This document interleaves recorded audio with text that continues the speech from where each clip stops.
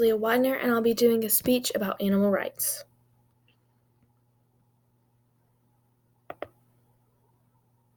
Do you have a dog, or maybe a cat? What about a chicken or a cow? How do you see them? As beloved pets, or as something you can mistreat? As humans, we expect to be treated with rights and respect, but as living beings, animals deserve the exact same.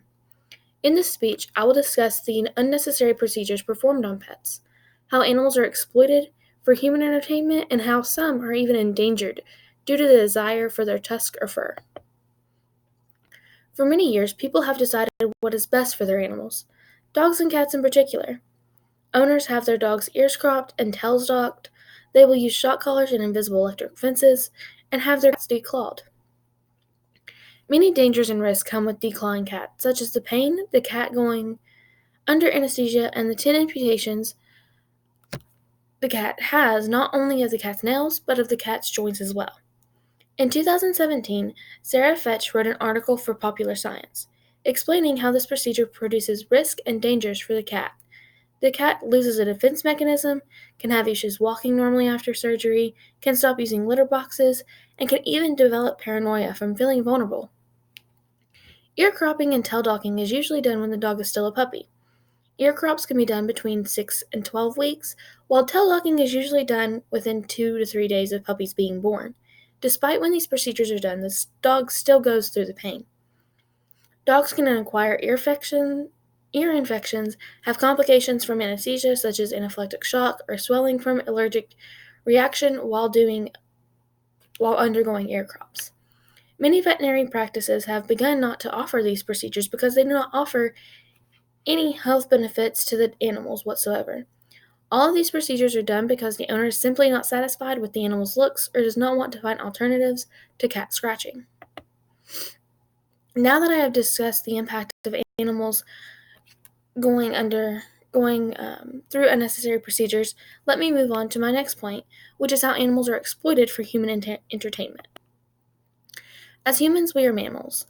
We choose what we want to do, what we eat, and where we go. But we are animals, so why are we forcing other animals to entertain us? Circuses, zoos, and aquariums are places where humans have taken an animal out of its natural habitat and placed it where we want it to be.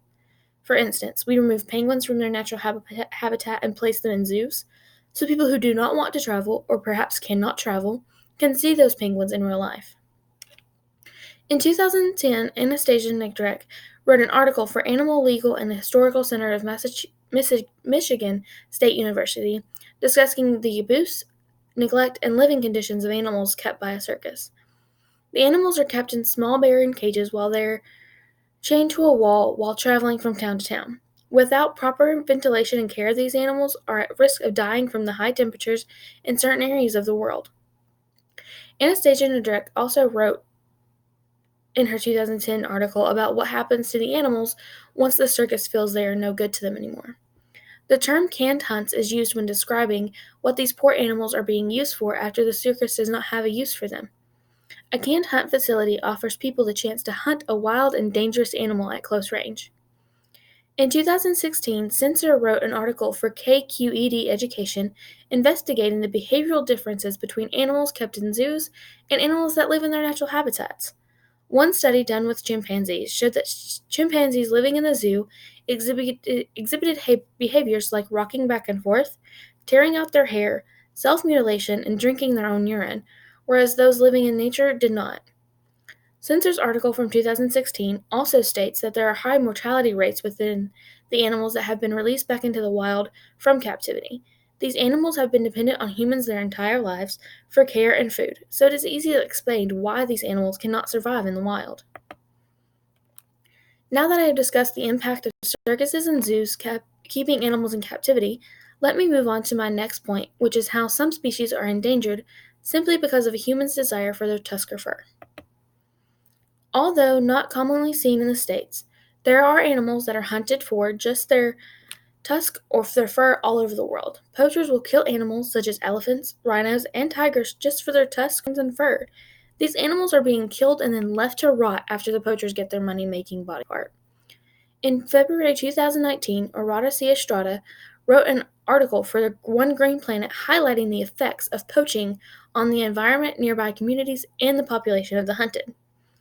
Poaching endangers certain species, which then has effects on other aspects like the environment. In conclusion, treating other humans with respect and recognizing that they have rights is obviously how humans should act. But should we not also treat animals with respect and realize they have rights as well? We see ourselves as superior to others, but in the end, we are still animals as well. Performing unnecessary procedures on dogs and cats puts them at risk for complications while under anesthesia and causes them pain for no reason. Being held captive in a zoo or circus takes animals out of their natural habitat just so they can be abused and mistreated for human enjoyment. And lastly, hunting down animals just to gain money from their body parts is inhumane and puts a strain on their population as well as their surrounding environment. As humans, we need to realize that we are not the only being that can feel pain.